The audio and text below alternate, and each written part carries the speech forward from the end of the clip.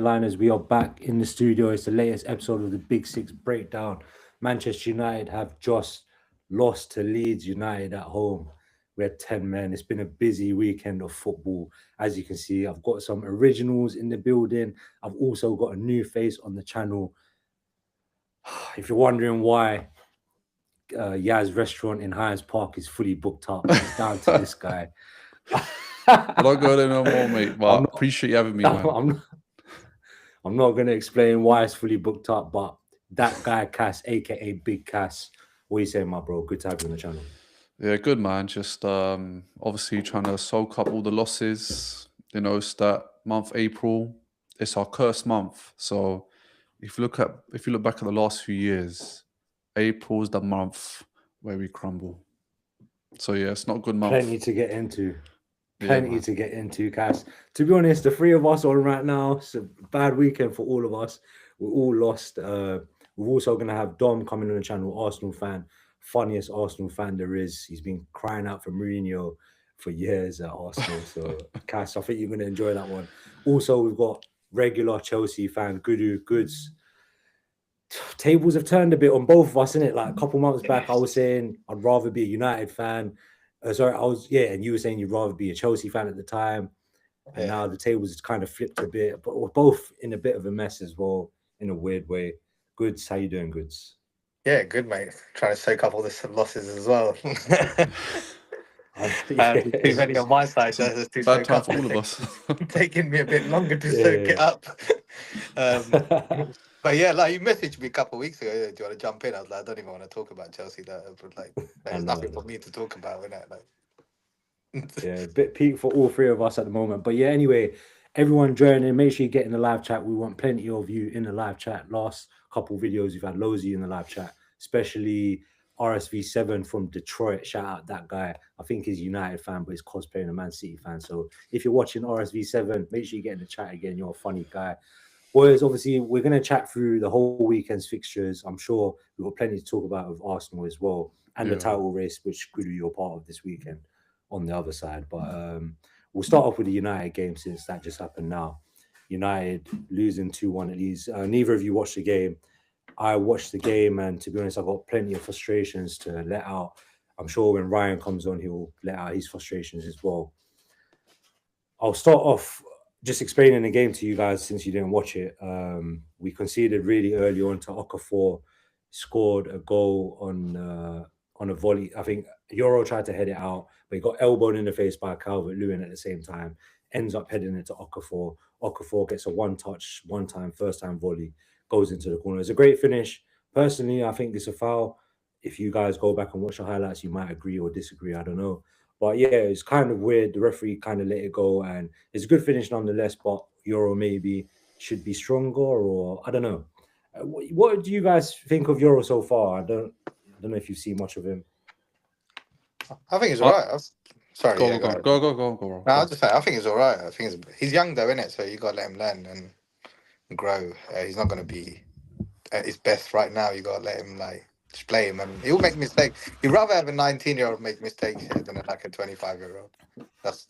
I'd rather have a ching pong or someone, not a ching pong, but someone's making mistakes than tossing. Do you know what I mean? I'd rather not have tossing. Maybe he's 27 years old. Yeah, I think he's still young. He's got a lot of maturing to do as well. And I think it's kind of like what we do with Saliba. You know, we got him at a young age, but we kept sending him out on loan, and a lot of Arsenal fans were quite annoyed at that. That our defense was a problem. Why don't we recall him? He was in, French Team of the Year at Marseille. But again, I think it's good to have a player that's maturing and obviously learning along the way, and he's obviously young, so I think he's a good centre back to build around for the future, definitely. But again, he just needs time and the right coach. The right coach brings out the qualities. Yeah. When we bought him, we were going up against Madrid to buy him. I think we did pay more money for him and pay him higher wages, which obviously helped to get over the line and maybe promised him more game time as well. So he came in with a lot of promise. I don't think he's fully fulfilled that or shown how high his ceiling might be yet, because his decision making sometimes, his ability to pass out from the back sometimes, it still comes into question. Sometimes he gets shrugged off a bit too easily. But like you guys said, he's still really young. Just quickly, Cass, we forgot to plug your channel as well. I wasn't able to do the collaboration.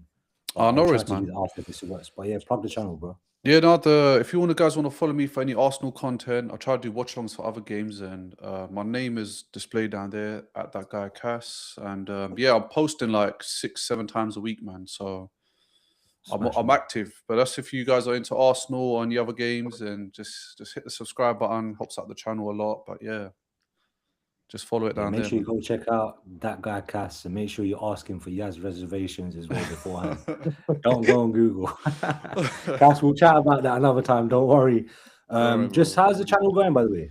Yeah, good, man. Obviously, it's only been like 6 months, but I think since I've started to, dive into like watch-alongs and match predictions and match analysis, it's going really well. And the thing is, well, the good thing is I get a lot of, love online.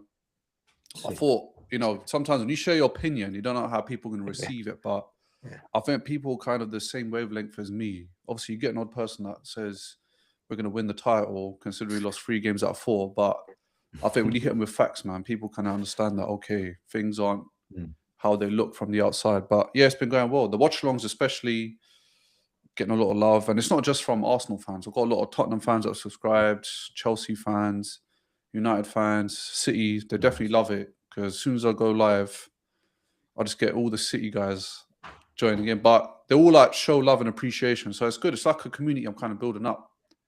Quality, man. That's good to hear. And you're on all the socials yet or not yet? Yeah, so I'm on the TikTok, Instagram and Facebook's coming soon. Just working on a few more things, and then going to start putting up my videos on there. I do a lot of shorts as well, but I need to start putting them out on a few more social media platforms. So yeah, man, just growing it slowly. Yeah, definitely. Man, wicked. Shout out everyone that's watching as well. Make sure you go check out Big Cass's channel. That guy Cass, some real professional setup as well. I've seen it myself. I'm subscribed myself, so make sure you go follow him as well. Anyway, back to the United game. So the Okafor scores, and then Leeds score again, another Okafor goal. This time, it was a bit of a mix-up in the box, pinball. Martinez is passed to Casemiro. Casemiro's tried to get his body in front, but it's a bit lazy, and this is on the edge of the box. Leeds players coming and taking it off him. He's ended up doing a bit of pinball in the air. Martinez is trying to head it out. Casemiro's trying to head it out. Neither of them really clearing it that far. Falls to Okafor again, and he's finished it off. He's taken a strike on the volley. It's deflected off Yoro into the goal. I don't think Lamens could have done anything about it. Yoro maybe could have reacted a bit quickly. I'm being a bit harsh, but he could have reacted a bit quicker maybe. But overall, I blame Casemiro and Martinez a bit. Martinez should have headed it out properly. And Casemiro just looked like one of those days. He looked a bit off the pace. And we had 3 weeks. We ain't played in 24 days, so over 3 weeks. So it surprised me today how lethargic some of the players looked, and maybe that's an example of where having games in between the 24 days plays a part, where you lose your match sharpness a bit. So, like, I don't know, maybe you guys might disagree. I'm not sure because obviously I know Arsenal lost, but do you still look fairly? I don't know. You did look a bit tired against Southampton. It just depends on the team setup, man, and the fitness and the training. All that comes into play. I think for us, I feel like we're very tired, but then for United fans, it's like you don't have enough games. So that, like you said, that match fitness can play a part there. Match sharpness, that rustiness of being in game. Like 3 weeks is a long time out of football. If you think about how many games you could probably play in a week, let's say with Champions League or Premier League, that's a lot of games you're missing. 100%. So even though you're getting a lot of rest, but that match sharpness, it can play a part, I think. Yeah, so we came out in the first 5 minutes, we were outplayed. I think we brought it back a bit after that. Leeds then scored the second goal, it was a bit scrappy. And then after that, I think Leeds pretty much outplayed us until we got a red card. When you guys see the highlights of this, look, obviously, I can be quite biased. I'm a United fan, bro. Like, obviously, I'm one of the most delusional United fans there are. It's well known, isn't it? I say some mad stuff. But when you guys see this red card that Martinez got, they said that he pulled Calvert-Lewin's hair. I think it's nuts. He's jumped along with him. Calvert-Lewin's grabbed Martinez's shirt. And you know, like Martinez is a bit small. He's just like tried to pull on something, grab on something, and he's ended up grabbing Calvert-Lewin's ponytail at the back. Barely, bro. Like the hairband hasn't even come off. The hairband's still on. He hasn't pulled it that hard. Referee sent him off because apparently he's pulled his hair. And then it's weird. We played better after we had 10 men. I don't know why. Sorry, we just got a couple chats. Thank you to everyone joining the live chat. The Mr. Branford. If they lose to Wolves, you can probably book the pub early May.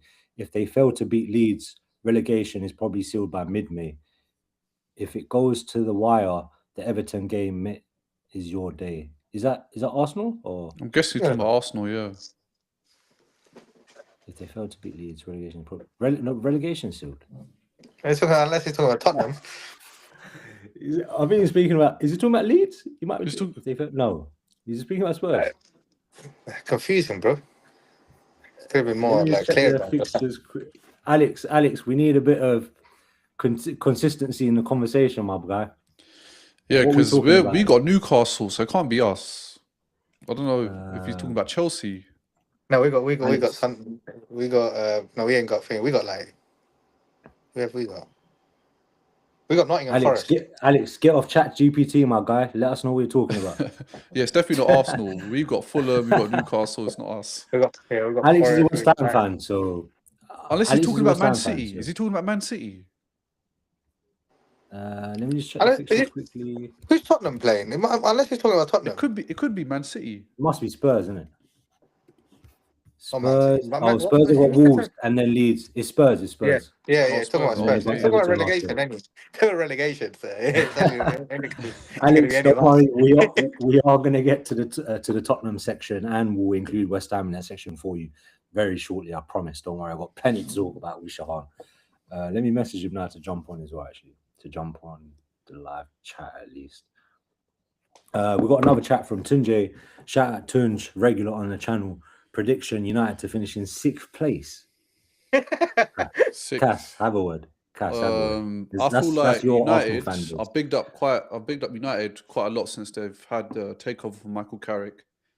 I feel like Man United, they look different. They're playing football.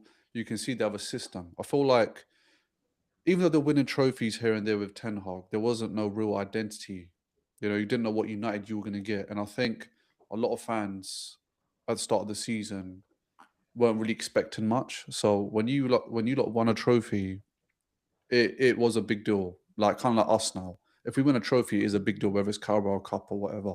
But I feel like there's a big identity when it comes to Carrick and Man United. And I said on my channel as well, if Man United don't hire Carrick full time, they're crazy.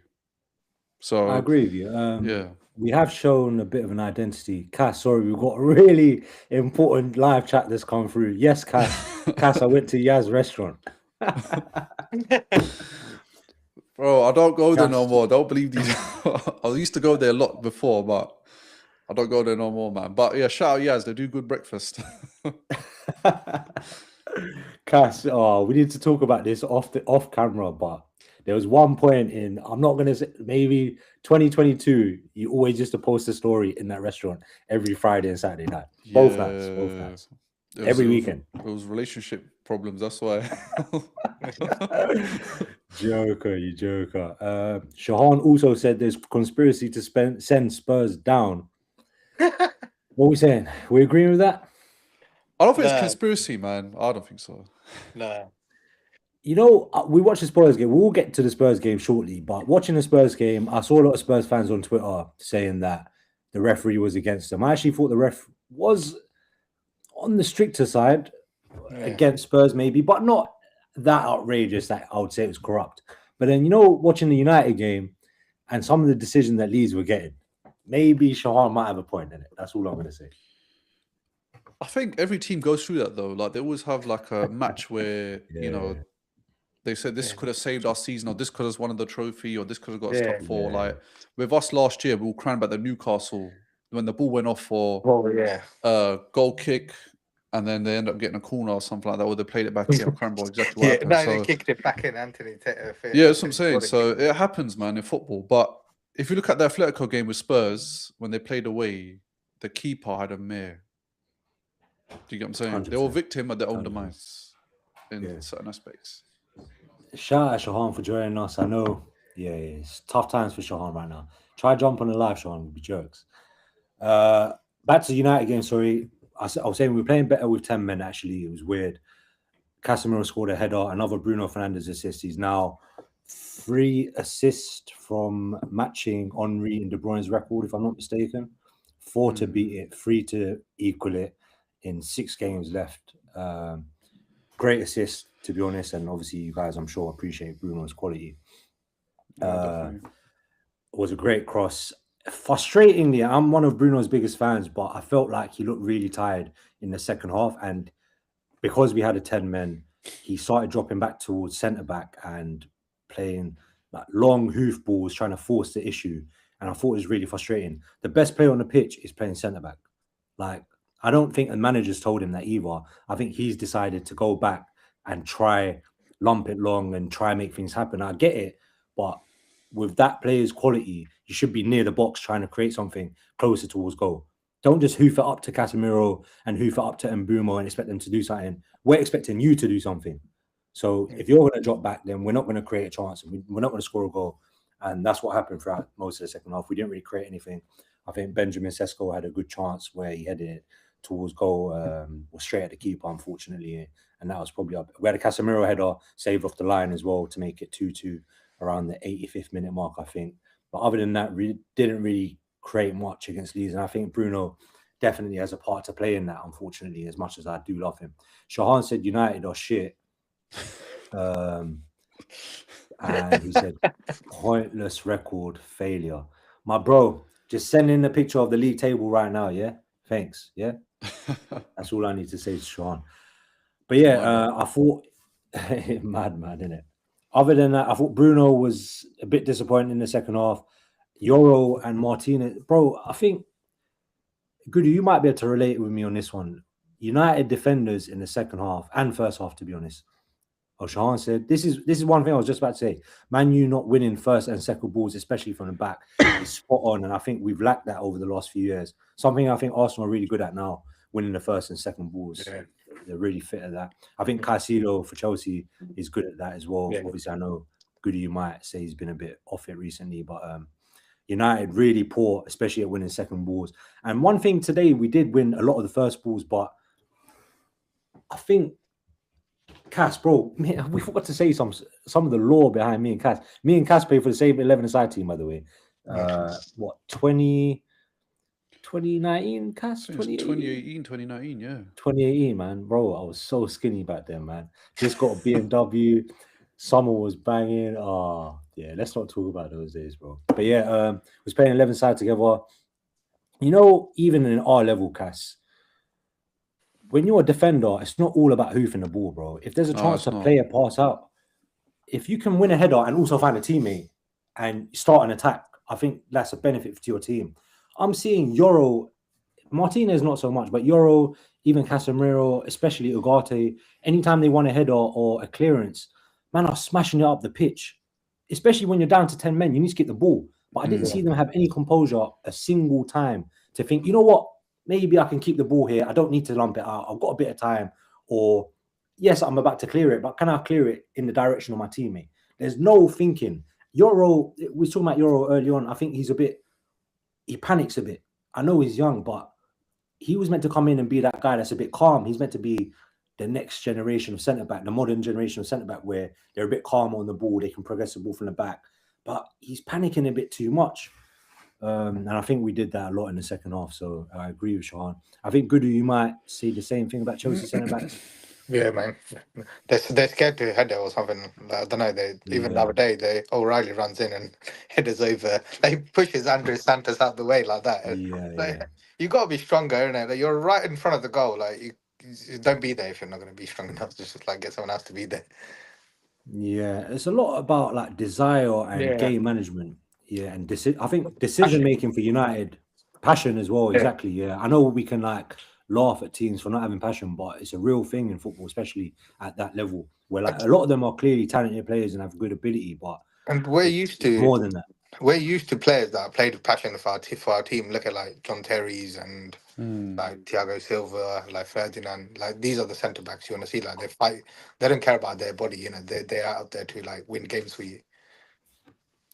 Yeah, you're right. Other than that, on United, I think overall mostly pretty poor. So I'm not going to go through individually. Maybe Ryan can come in and give his thoughts as well in a bit. Sesko, I thought was poor today actually, and I'm a big fan of his. How do you think he's? Do you think he's had a good season? I think For the price overall he's tag. had a good season. For the price tag, what was he? 60, 72, 60 mil, 65 mil? I think he was in the 65 70s, mil. isn't it? I think he was in the 70s range. He was 70 million. Yeah. Was he? Yeah. Yeah, 73 million apparently. Yeah, so it's in the yeah, 70s, I I'm remember not that, gonna yeah. lie, that's a lot. One thing I want to say is I don't think anyone's form counts under Amrim, so I'm gonna write off 3-4 months straight off like that. I think there's a hashtag going around on Twitter called Survived Amrim, and I genuinely think surviving Amrim was like a very traumatic experience as a United fan. That's what we're Still going through. suffering. Bro, I'm still suffering from it today, genuinely. Like it was If actually you lot won the traumatic, Europa, you wouldn't have said that. Trust me. Maybe, yeah, No, maybe. trust me, we wouldn't But have said that. we lost to Spurs, bro. We lost to one of the worst Spurs. Look at Spurs now. So Yeah. it says even more about Amrim, to be honest. And he didn't come up with nothing in that final. And I don't think he came up with anything in any game except maybe one game against Liverpool, to be honest. But yeah, so I'm not going to count Sesko under Amrim. Sesko under Carrick, I think, has played pretty well overall, especially coming off the That's what I was going to say. especially As a coming off sub, the he's sick. bench. Yeah. Yeah, he's got a lot of energy and he can take advantage of tired defenders. If you look at him today when he started, and I think there was a game against Newcastle he started, which we lost as well. So there's a correlation where 2 games he started, we've lost, and he hasn't looked that sharp. I think that's a bit frustrating. You come in for, I wasn't thinking about the price tag, to be honest, but now that you mention it, you come in for 72 million. He should be looking fit and strong because he's got the physique for it. He should be looking stronger against Leeds centre backs who are. He's quite athletic. I know as they well. play. Yeah. He's quite athletic and he's meant to be quick, strong. But against 15th place, 16th place Leeds, I don't think he really won that battle today, to be honest. Made a couple decent runs, but yeah, and his finishing has been a bit wayward sometimes. When he gets it one-on-one with no time to think, I think, yeah, you think he's going to finish. But when he's got a bit of time to think about it, it's not there yet. But he's still young, so I'm looking forward to how we'll do. I think Just quickly he's before somebody we can move build on. around as well. Yeah, definitely. Yeah, I agree. Yeah, I think it would be great if we had another senior striker for him to learn off, but it's not the case, unfortunately. Quickly before we move on from United, because we haven't heard from Cass about Carrick. I think you were saying you'd give him the permanent job, or I would give him the permanent job. I mean, if you think about it, all the managers you've been through so far, you've got a manager that played for the club. But I don't want to compare it to Arteta yet, because obviously he's not been the United job long, but you've got someone that actually cares about the club. And regardless of what Arteta is, he finishes second, whatever, but he cares about the club. And I think when you've got a manager like that, it is a bonus because he wants to put the pieces in the right places. He has his philosophy, and so far he's paying off. Obviously, he might not win every game. And I think the point of the season where he's taken over the club, it's a difficult job. Very difficult job. Because look at the other end of the spectrum, Spurs. They've had few managers along the way. And then I think they've sat like 2 managers within the season. And then De Zerbi could be on his way out as well if he's not happy at the end of the season. So it's I think what he's done is he's kind of rescued United, giving the fans hope. So why not keep him? You know, who else is out there that will take over the United job? And it's a hard job. It's not easy because 100%. we know all the stuff that's going on in the background. You know, with the owners and whatnot, Jim Ratcliffe. So yeah, I think if he's showing the signs of getting you to that next level, then you have to keep him. There's no reason why you can't. Yeah, I think some United fans, what I don't get about United fans, I'm on the side of keeping him, by the way. I think he's shown now enough to suggest that he can handle the job, at least for a season or 2 seasons. I'm willing to risk it because of everything you said. And also, I feel like if we had a foreign manager and he came in when Carrick came in and he got the same results as Carrick did, they'll be saying, yes, this guy's the next big thing. He's going to win us the league next season. But because it's Carrick, and I feel like because he's got an English name and because he hasn't got like the coaching experience of Luis Enrique or Nagelsmann or whatever, all these fake Twitter guys that people gas up on Twitter, they look down on him. And I think that's a shame. But we've had those guys. We've had the Van Gaal, Mourinho. We tried Oli. We tried Amorim, the new up-and-coming next guy. We tried Ten Hag, the medium-level, mid-career guy, proving himself in Europe, and none of them have worked. So, yeah, I agree with you. Goods, I think you said you wanted to see more from Carrick the last time I asked, and has he proven anything more to you now to suggest? Yeah, he's taken it into a good spot, isn't he? And you play good football now. You've like said earlier, you got an identity, and you. I don't see why you can't give him a job. And ideally, name me a better manager that's out there at the moment that can take the job. I would say United fans would only say Luis Enrique, but I don't really get that. Would he come to us? Have you seen that PSG team? That PSG team's a beast. He's not leaving anyway. That's what I was thinking as well. But I'm seeing like online people saying United fans want Luis Enrique, but I'll be surprised if he comes right now. I know it's taking United back to where they belong. Yeah. But would he leave right now, PSG? I mean, what else can you do there? He's won everything. What else can you do? And plus, I feel like he's that type of manager likes to bounce around like Pep. Yeah. I don't think he's one of the ones that can stay in one club for years and years and years. I hear it, and he's also never managed in the Prem, and he seems like the type of guy that would like the challenge of taking United back. Just quickly, I know we're moving on quickly. We're going to get to Arsenal shortly, but would you take Enrique at Arsenal? Let's say Arteta didn't win the league. I said it. I've said it to a lot of fans that I'll take Enrique at Arsenal, and I said if there's any team in the world that should get him, if they have the opportunity for the manager vacancy, Liverpool, if they give it the onslaught, they should try to push for Enrique. And I feel like Liverpool, they like to recruit well. Obviously, this window's not been the best, but they normally recruit pretty solid. And I think with him in the mix, he can turn any team into champions.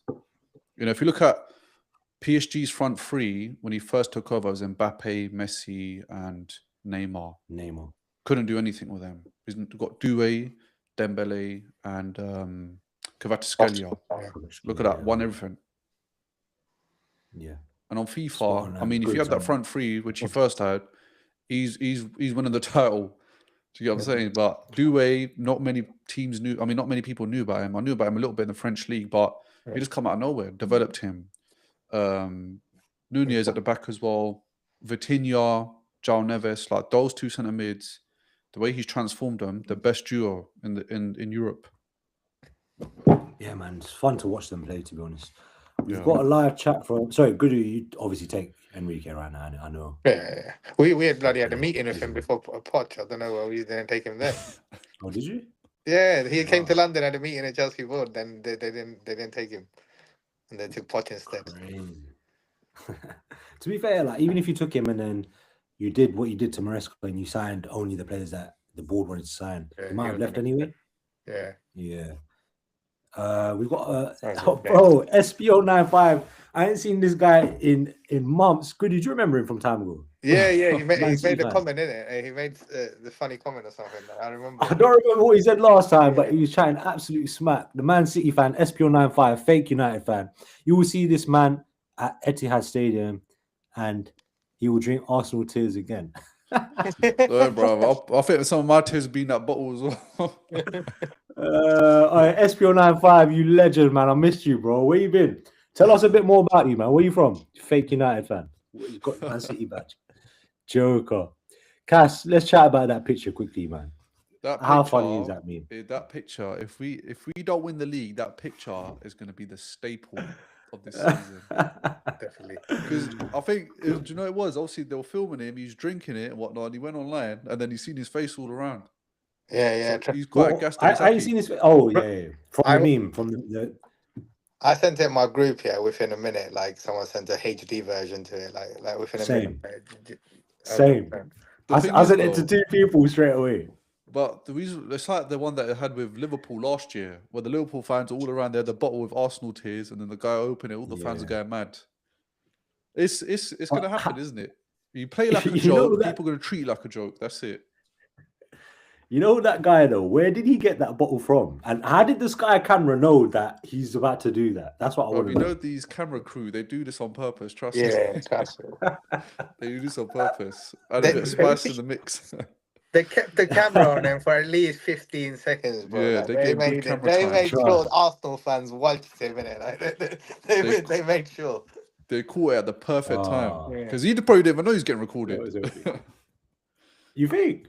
Yeah, I don't think he was getting probably recorded. Because he's looking I back. thought it was just on a big screen or something. Yeah, that's a joke. That picture, man, it's gonna be the staple of the season if we don't win it. All right, Cass, let's bring it on to Arsenal. And I guess Guddu, we can kind of do a bit of Chelsea, Man City, and the Arsenal Bournemouth game. Yeah. I guess we'll come to Cass first. I'll let you speak about how you thought the game went. What with the Sunderland one? It was bad, man. Do you know what it is? It's like when your defense and your goalkeepers having more pass rate than the midfield and the attack, you got problems.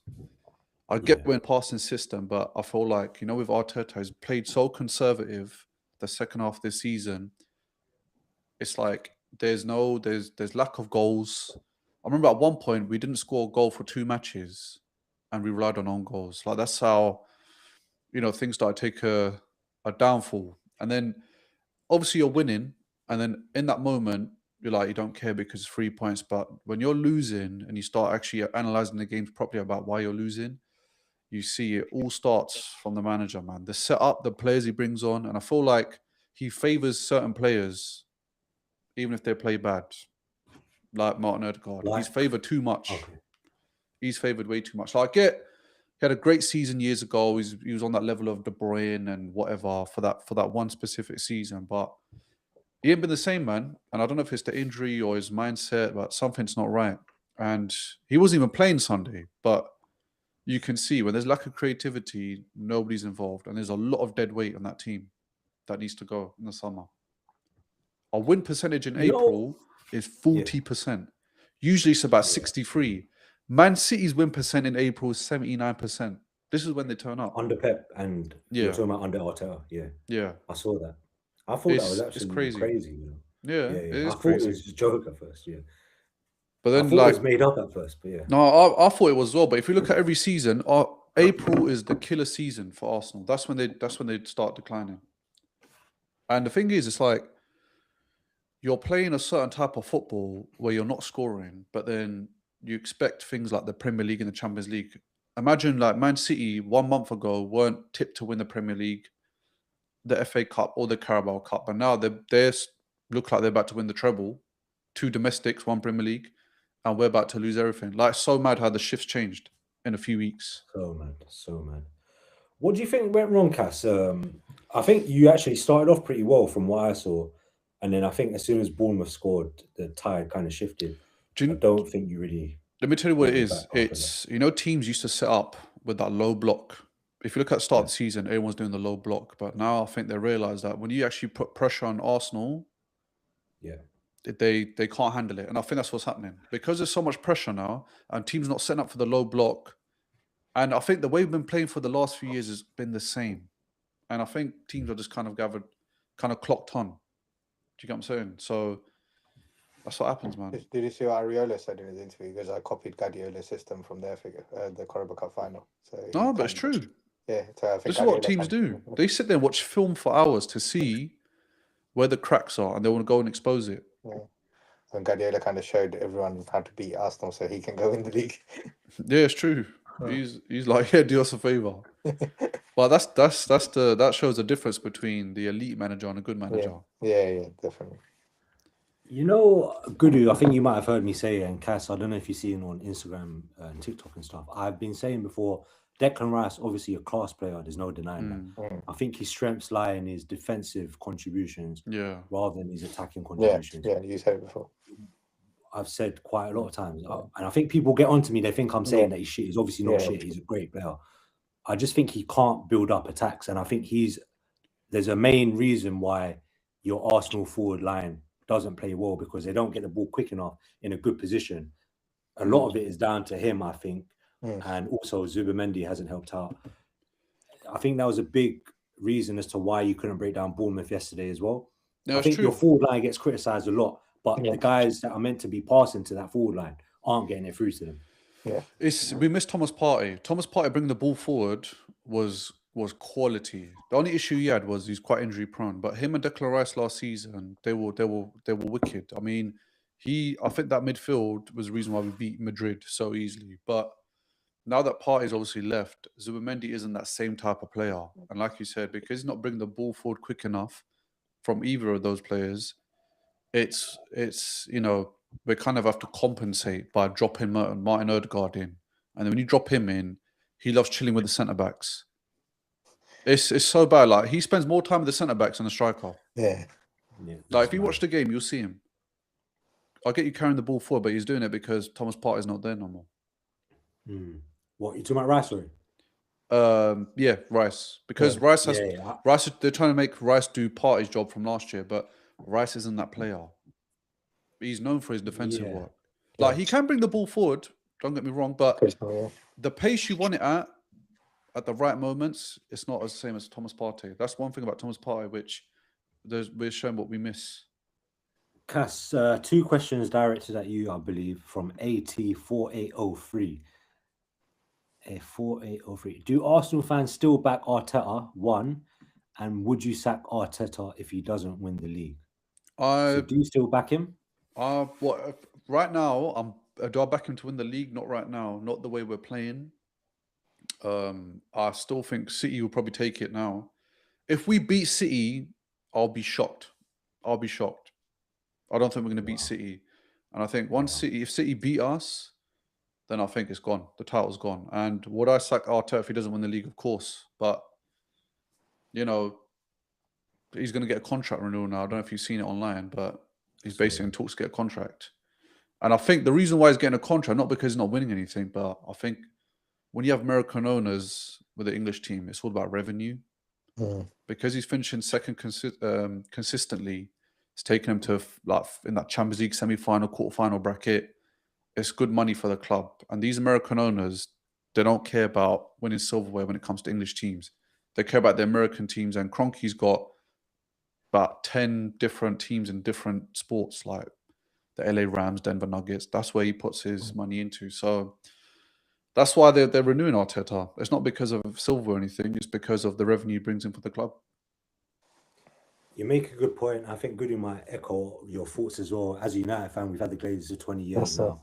Anytime we got in the top 4, they didn't sack the manager. They didn't even give him that much money that summer. But if we didn't finish top 4, they'll sack the manager and they suddenly splash out just to get back in top 4 because I think that was their aim.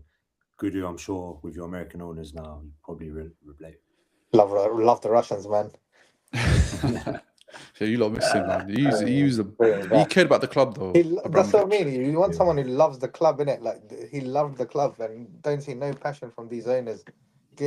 Bringing some next manager in, like... Yeah, it's crazy, man. Like, I think the culture from the owners is what sets up everything else. Like, Man City owners, they're driven to win trophies. Like, PSG owners, they want that Champions League bag. They're going to do anything it takes. They're going to hire the best coach, get the best players in the world. Yeah. And that's why they win the trophies. Bayern Munich, same thing. Everything filters from above. Yeah. We've got Andre Berta now, but he can only do so much. I don't think he's in charge of, the contract for Arteta, and I'm pretty sure deep down he's thinking, I don't think this guy's right for the job. He's not stupid. Think Berta thinks that about Arteta? Yeah, I think so. Wow. Because you heard it here. Yeah, no, I'm telling you. Look, your attack on when you played Bournemouth was worth like 200 to 300 million. Yeah, if you do the individual maths, you're playing against Bournemouth. The Bournemouth have lost their whole back line in the summer. Yeah, they lost Sabani, Huijsen, they lost Gyokeres, and I think they kept the other left back or right back. Sorry, and they absolutely banged us when it comes to possession, shots at goal, everything. They demolished us. So it just shows a lot. You've given the resources. You've asked for the players you've asked for. You wanted 10 million defenders. You've got all that, and you still can't produce anything. Just quickly to interrupt the Arsenal game. I've been waiting for this comment from this legend, RSV7 from Detroit. My bro, let us know your first name. I don't even know what it is, but RSV7 sounds sick anyway. Big up. The first half was a disgrace. No intensity and no attempts to win first ball and second balls. They looked like bystanders and felt so comfortable and entitled. I believe you're talking about the United game, RSV7. If you can and if you don't mind, maybe go back in the stream. We did talk about United at the beginning of the game, and I echoed your thoughts. Actually, I pretty much said exactly the same thing you said, and really disappointing performance from a United perspective. Just go check that out. But thank you, RSV7, for joining in as well. Do you know what? Speaking about the first half, last thing is, for 33 minutes, we didn't have a shot on goal until the penalty. And we didn't have a shot on goal until the 70th minute after that. So for 70 minutes, we had one shot on goal, and that was the penalty.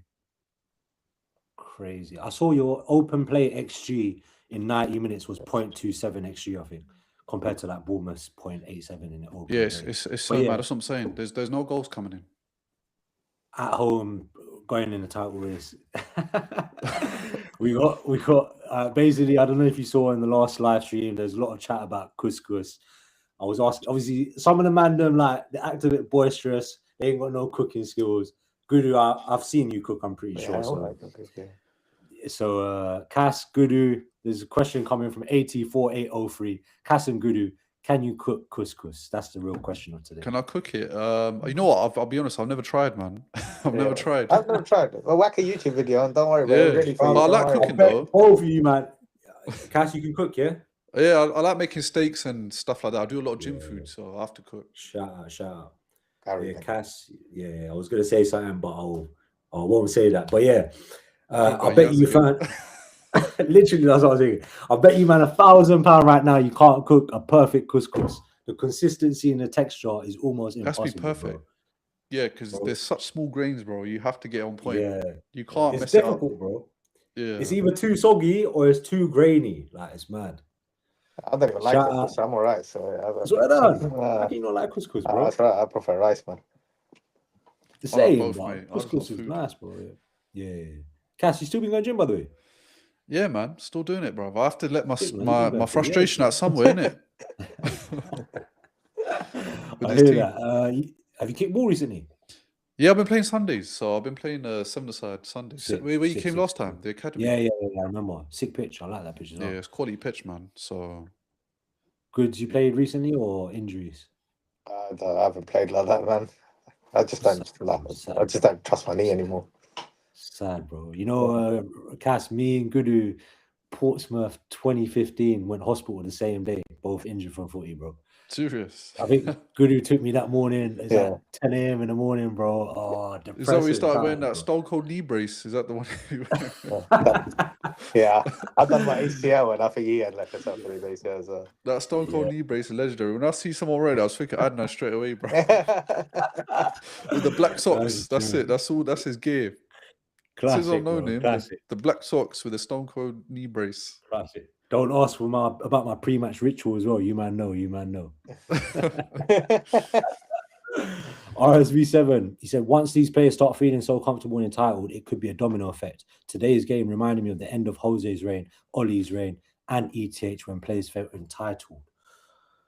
You know what, RSV7, that's a good point. But the reason why I give Carrick a bit of grace is because he hasn't had a transfer window of his own. So let's see, can he get himself some players of his identity, his personality, put them into the starting lineup, see how he plays then. Obviously today, I know he's made a bit of a joke before in the past, like Maguire. Maguire weren't playing, and there's a big difference between Maguire right now and Yoro right now.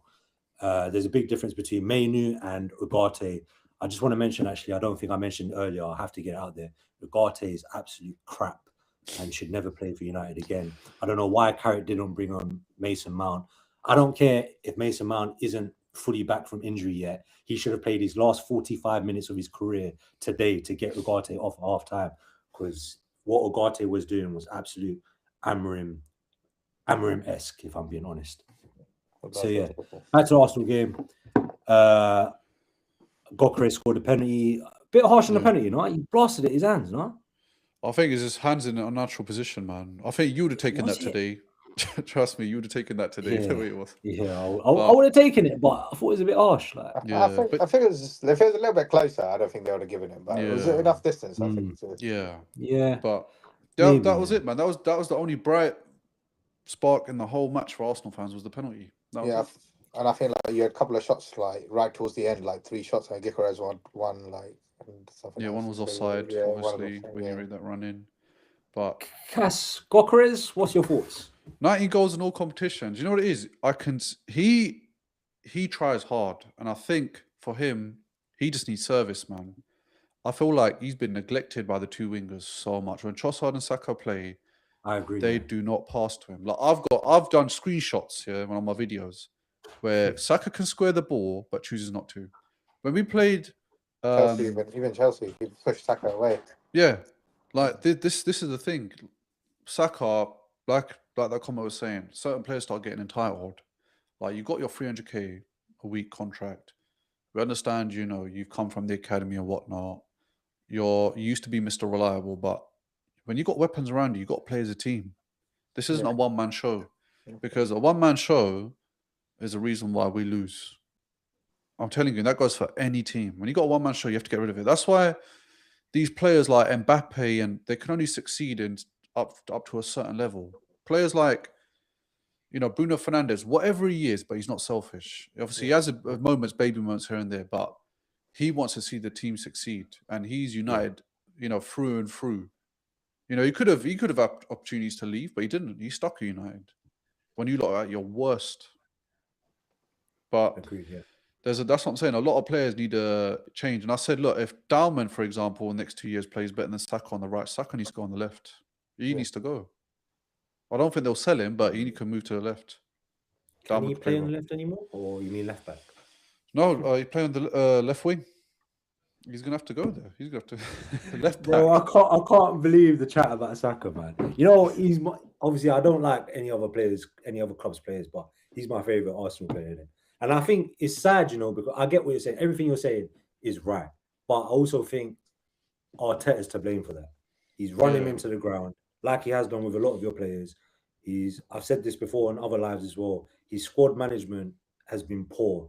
I'll give another example. Ben White has been chucked in now, and he looks poor because he wasn't given any minutes early on in the season to like build himself up a bit. At least come off as a sub or play the cup games, because Arteta kept playing Timber. Timber then got injured. Ben White's chucked in. At one point, I think he pulled a hammy within like his first or second game back. Now he's chucked in again because Timber's still not fit.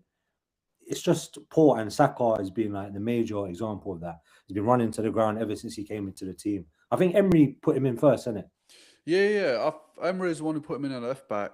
He's the one who even found Martinelli and Saliba. So Emery's done a lot for like that spine from the back is Emery. I'm telling you, he's the reason why we've got this solid defense. But with Saka, I don't dislike. I'm not saying he's the reason why we're playing bad, but you can see that he's quite selfish in a lot of moments where you can actually pass to the striker. You know, he plays really well off Havertz, and I think that's what's annoying. Like, he plays well off Havertz and Martin Odegaard and whatnot. But with Gyokeres, I don't know, man. There seems like there's a bit of tension between them. Like you're saying earlier, Guddu, in the Chelsea game, he's like pushing him away. He knew that he could have passed me earlier, but he didn't.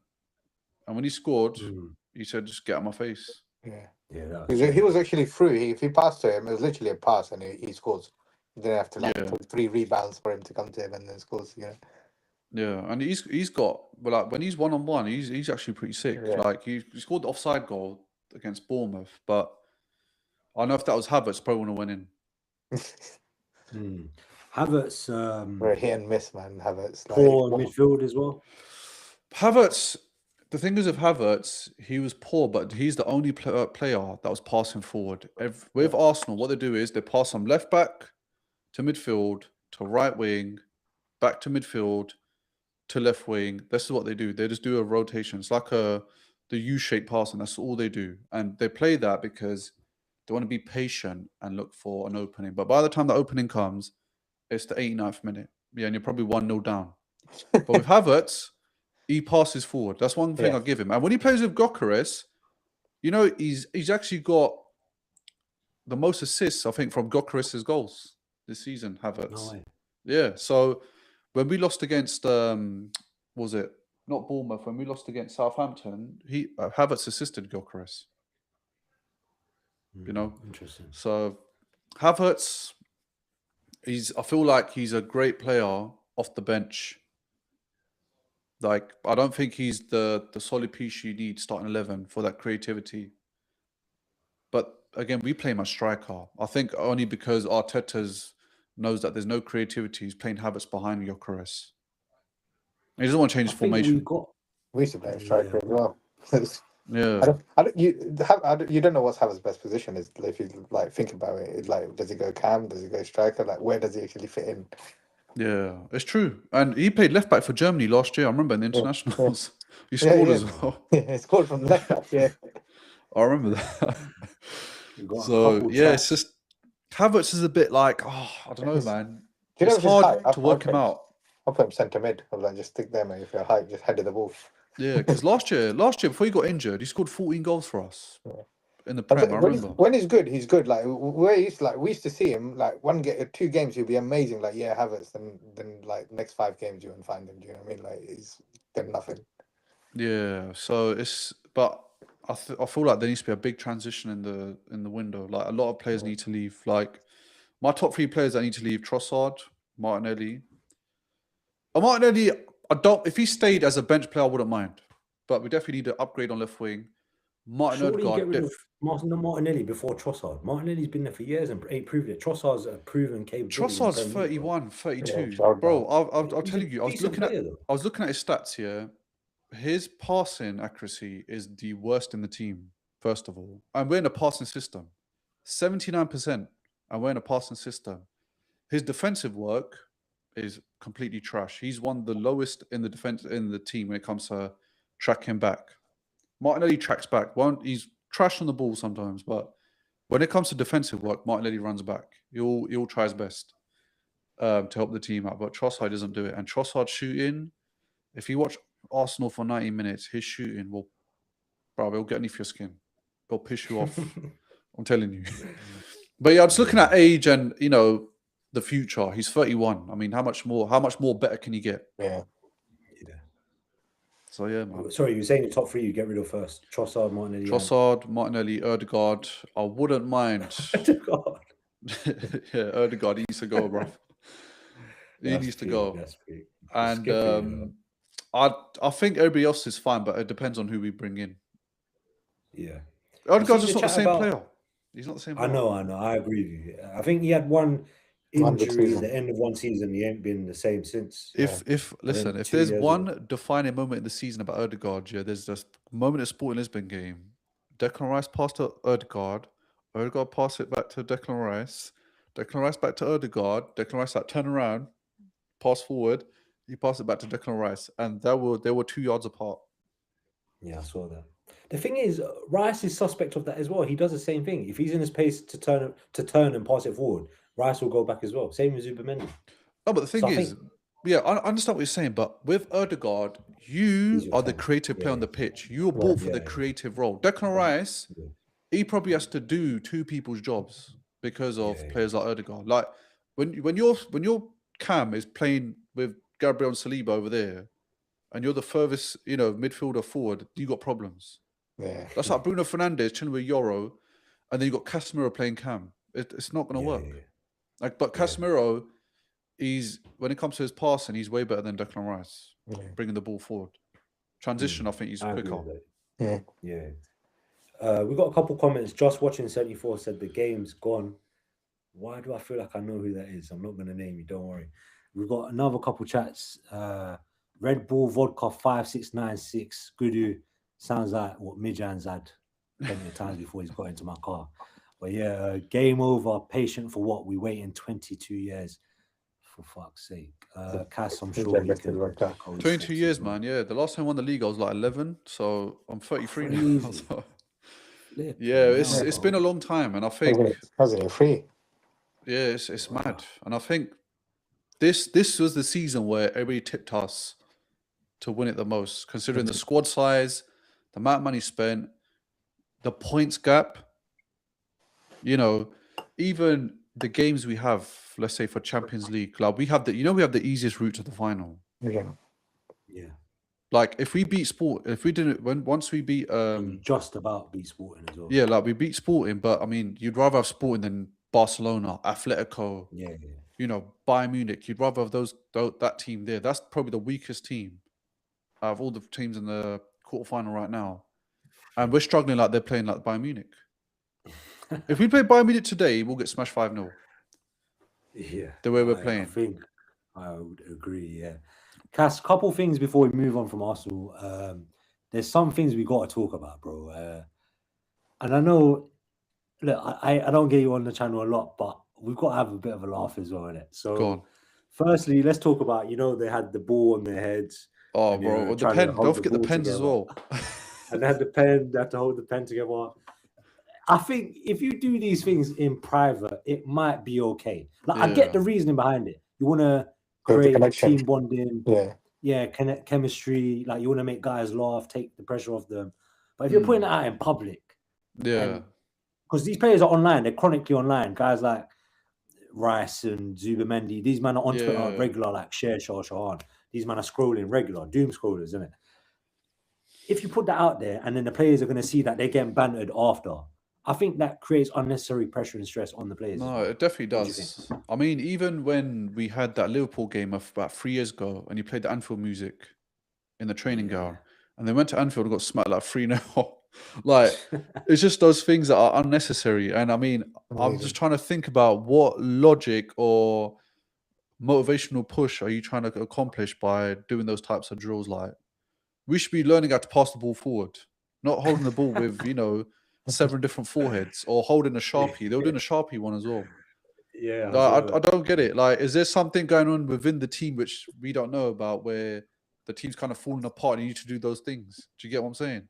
Yeah. Like, what is the reason for you to actually do those team bonding things so much, especially at this part of the season? Those things that you kind of do. I feel like you kind of do those things in the preseason, especially when you've got like new arrivals. You get it? Yeah. I don't think you should be doing that at the end of the season.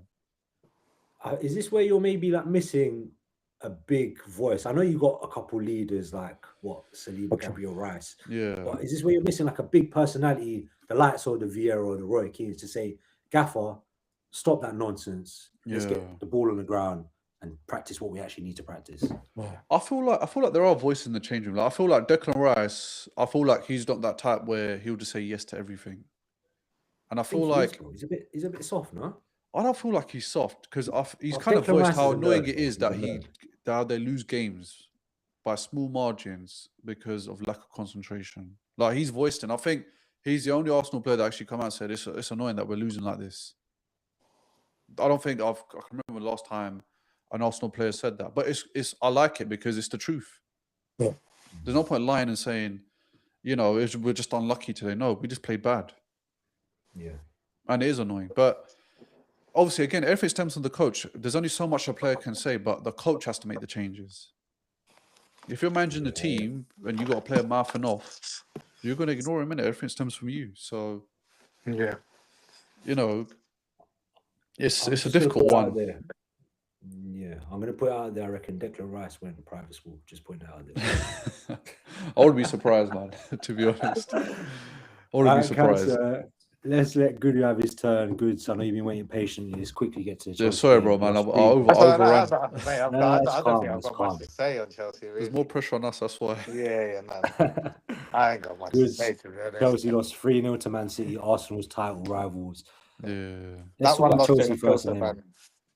What's that, sorry? That one lost didn't feel so bad. So, like, it's good. I rather than. Yeah, I was going to ask you, are you glad that City beat you lot, or are you glad that or did you want Chelsea to beat Man City? I wanted Chelsea to win because I wanted to obviously get top 4. As a fan, you would want that. But like, obviously, you see a lot of people online going, "I want Man City to win." Obviously, Man City to win to save football, but obviously, as a Chelsea fan, I want my club to win. Save football. Yeah, but I don't mind either way. Like this, what we've been losing like for about 6 games, I think. and scored in 3. It wasn't a big surprise. First half was a surprise because they didn't score and we actually played all right. But I knew Guardiola was going to come out all guns blazing second half, blew us away in 17 minutes.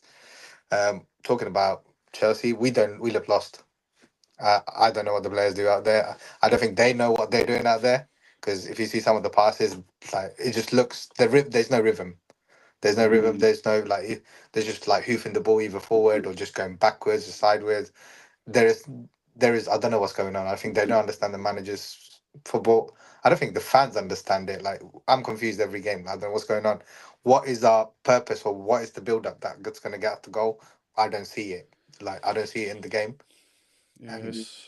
For you guys, I mean, yeah, since you lost Maresca, I feel like the Chelsea football's declined. Mourinho, I don't feel like he's gonna. I don't feel like he's the manager to take you back to the Premier League or Champions League. Anything. Maresca, he was underrated, I think, in my opinion. Yeah, I love Maresca. What he did, and he was a good manager. He managed players well. He managed games well, and you can see some. Obviously, not everyone's perfect. He makes mistakes here and there, but he was a good manager. He's actually a top manager. Any club he goes to, he's going to do well with them. Like I know that. But this is what I'm saying about Abramovich. Abramovich, he wants to find players that win, and he wants to find managers that win. Yeah, like you said, City. Their intention was, and PSG, to win like Champions League, and they'll do anything to win that. And that was Roman as well. When he didn't win Champions League for like 10 years, he was doing everything he can just to go win that. And that's what you want from owners. These owners, you can tell their intentions not to win trophies when they hire Liam Rossini mid-season. Yeah, it's true, man. It's true. And you can't even be pissed off at fans or the managers. Don't even blame him. It's just everyone knows as a Chelsea fan, it's the owners, and maybe put some pressure on them. They might change in future, but I don't know. Maybe like Arsenal, because their owners were like that, and it eventually changed. So maybe, but maybe not. It's just something we can hope. But I just have to take every game as it comes now, innit?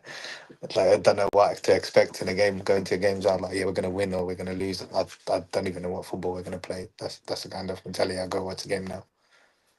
Cass, hearing that, look, obviously it's banter. He doesn't like his team right now. He doesn't like his club. Yeah. It's banter and it's funny, but it is also sad, you know. Like, what do you think? No, it is sad. But listen, I'm heading that direction, man. I'm telling you. Like, I went to the final. I went to the Carabao Cup final. I didn't even get to see. I didn't even get to see a goal. I'm seeing Cherki doing kick-ups in front of my face. And he couldn't even. He's quality in real life. I feel like the TV don't do him justice. In real life, he can't get tackled. He's quality. Signing of the season yesterday, he was unbelievable. Yeah, just skipped 2 players and then passed it. Made pass it to Gary. It reminds me of Eden Hazard, but obviously not at that level yet. But it reminds me quite like him a little bit. Like obviously, like I said, I don't care about other teams' players, but he's someone I know he plays for Man City. But I would actually want him to do well. And want City to not do well. But personally, I would want him to do well and play football because he's actually like a joy to watch. Guddu, someone's calling you out. AT4803. Have you ever been to a match, Guddu? Of course I have. Guddu, don't have that, man. Don't have that. You need to call them out. Reveal yourself, AT4803. Is that one of your mates' goods? I don't even know. Oh god. Man, them are hating. I was actually meant to go to the Leeds games today, you know. I sold my ticket. I'm glad I didn't go. Oh, serious? Oh, yeah. You don't want to be doing that 4-hour trip, man. 4-hour trip there. 3 hour, 23 minutes, by the way. Don't ask too many questions, but yeah, a couple 6-7 hour drive overall on the day. I'm glad I didn't go. Just on the City game, also, obviously, we spoke about Cherki. Haaland probably looks like he's really off form at the moment in terms of goal scoring and shooting. At least there's a bit of a presence up front, I guess. But Thiago is almost overtaking him in the top goal scorer spot, which is kind of crazy. Gay, he scored a great finish. Doku scored a decent finish. Doku's first goal in like 50 or second goal in like 40 odd games, 50 odd games in Premier League. So doesn't say much about Chelsea. Lads, this is probably like the end of the pod. Oh, we didn't speak about Spurs quickly. Just quickly about Spurs. Obviously, they lost 1-0 to Sunderland. I watched the whole game. It was a beautiful watch. Did you boys watch it? Yeah, I watched it. Of course I did, mate. Yeah. That was beautiful, boys, isn't it? I was enjoying every moment of that. I think, do you know what it is? Yeah, it's so sad, but I think the whole Premier League unites when Spurs get cooked. Yeah, trust Honestly, everybody Yeah, hates yeah. Spurs. It's like Spurs, are like the team everybody wants to see go down. You know, I don't even hate them, but it's funny them going down, bro. I hate them. It's funny. I hate them. Yeah. I get from you two side, I get in it, but personally, I don't really hate Spurs, but it's so funny. I'm happy to I lose. also feel bad. I'm happy to lose my next couple of games as long as we beat them and relegate them. I'm happy to finish it. I'll play Europa next. I felt bad because I watched a game. I think it was against Palace. They lost 2-1. I watched a game with Shershaw, and I genuinely felt upset for him. Like my man was calling bare guys in Algerian guys in Walthamstow while he was watching the game. I'm not going to say what for, but it was peak. I felt proper sad for him, innit? Yeah, I feel sad for him for supporting them. Yeah, Spurs, man. I don't know if they get relegated. Do you feel it'll damage the Premier League? I don't think so. You know, like Who do you what are we think- going to miss? Who's going to take the big six, the sixth place? Aston Villa. And you know, like when Spurs lose, you people know. enjoy it. It's like that bit of comedy you get. Like if you have a bad, let's say your team loses, but you see Spurs get smashed up, kind of makes you feel a bit all right. Yeah. Yeah. Makes your weekend a little bit better, you know, when your team loses. I suppose. Yeah.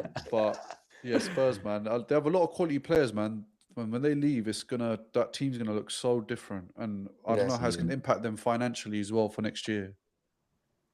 Do you both think they stay up, or do you think they're going down? I think they're going down at this point. I think they're going down, man. It's not looking Yeah. good. They've Bad. got hard games. Well, I don't know if Chelsea is a hard game for them because De Zerbi's probably better than Racina, you know. But they've got a couple of other hard games. So yeah, I see them going down, but Yeah, I think we can go back to the chat that we got there. First chat, Alex, if you're still joining us, if they lose to Wolves, you can probably book the pub early May. If they fail to beat Leeds, relegation is probably sealed by mid-May. If it goes to the wire, the Everton game, 24th May is your day. Shout out to Alex trying to book our plans in the pub for the Spurs. I'll put it in my down calendar. on relegation. Cheers, Alex. Just last question, boys. Last two questions. Are Arsenal winning the league? Guddu, I'll come to you first. I think they will. I think City might beat them, but they will win the other games. I think because the other games aren't so hard for them. You think Newcastle's will drop points? Newcastle don't scare me. Like they're 11th from the league. They lose to like Crystal Palace. They win the game and then they let easy goals in.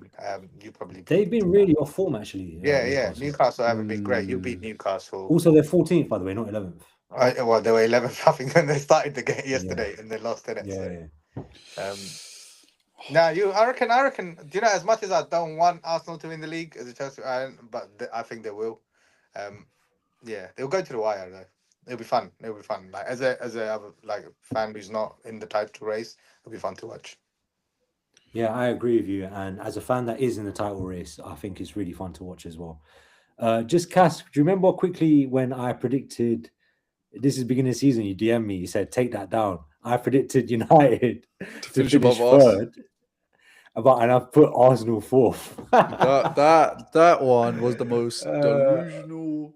But it's not that far off, you know. It's not that far off, mate. It's far off. It's far off. You're talking about 4 places. Yeah, but saying United were going to finish third, and I probably got that right. I think I was more pissed when you put Arsenal 5th. I was like, what? I know. 5th? Did I put you 5th? I think I put you 4th. I put you 4th and I put United 3rd. I think I put you 4th and I put United 3rd in it. Yeah, but I mean, I was like, the transfer that we had, all right, I know we've been finishing 2nd, but come on. 4th is crazy. It's content creation, bro. You know how I know, it is. I know how it's marketing. I know how it is. Trust me. Cass, do you think you're going to win the league? I think you've kind of said it already. I don't think we are, man. I think our problem is that we used to beat the teams that are in the Big Six, and I think this season, I don't think we've had convincing wins against the Big Six, apart from Tottenham. But I don't know if you consider them Big Six anymore. But like United, You didn't beat Liverpool, did you? No. We didn't beat Liverpool. United, you beat first game of the season, but not convincingly, and then we beat you away. We lost to Liverpool and drew with Liverpool. Chelsea beat us 1-0 when we drew, beat you once, but City we ain't beaten. And City, obviously what was the first game? 2-2. No, it was 1-1. 1-1. I was 1-1, yeah. Okay. Yeah, so we haven't beaten City either. So yeah, it's just, I mean, Bournemouth last year they did a double over us, and I knew this game coming in. I was worried, and I was at the game at Emirates last season when we lost to Bournemouth, and it was the same outcome. So, and like I said, April when we're in the month of April, that's when my hopes go out the window. That's the month where we lose it all. Yeah, 40% win rate is crazy. Quick question: Have you ever been to a game where you've actually won a game? Sounds like I was about to ask that. No, I haven't, man. I haven't. You know, serious. I haven't been to a game where we won. Yeah. Oh, bro, you should never have told me that. Shall I tell you what's crazy? I went to a Europa game, Sevilla. Yeah, when Aubameyang missed that sitter, we lost. We got eliminated. Or Valencia, one of them. Yeah, but I went to. My days, bro! No wonder you're not winning the title, bro. That's why I try not to go to Arsenal games. Like I have opportunities to go. Like my boy gives me a season ticket, but every time I've gone, we've not won. Bro, that's crazy. Yeah, worse, bro. Yeah, man. I'm like a luck charm. I've never seen Arsenal win in front of my eyes. At least it's local, isn't it? You know, final question of the day, boys. I was thinking this for the last 20 minutes. There was one thing we was talking about. I can't remember what it came to my head. Like, inshallah, one day we have sons and daughters and we have our own kids. Yeah. What team are you gonna tell them to support? Like Chelsea and Arsenal, or they're going Arsenal, mate? They're not going anywhere else. They're not my kid otherwise. You know, this orphanage. They're going somewhere else. You man have killed off your kids' lives already, man. You don't know, man. There could be another transition, bro. They could be United Chelsea again. You know, there could be another Arab buying another team, and then they become the superpower. One thing I know about United is we'll always win Saturday, innit? So I'm calm, man. Obviously, wifey supports Arsenal though, so it's another debate for another time. So no more. Make sure you turn to subscribe. All I know is they're supporting United. I hope you're listening. All right, boys. Thanks for joining me live. And Goods, I'm going to be coming down to Portsmouth soon. Hopefully, I'll shout you. Maybe we can let me know before, because obviously I'm in Leicester sometimes, innit? So just let me know beforehand. Yeah, I'll shout you. And Cass, I'm going to ask Haroon so we can set up a dinner or something. Yeah, definitely, man. Haroon will jump out. Yeah, hopefully. Yeah, definitely. Thanks for joining us. Make sure you go check out that guy Cass Insta and TikTok and YouTube. I'll follow you as well, don't worry. Yeah, bro, appreciate it, man. But no, thanks for having me, man. I really enjoyed it. We should do it again, definitely.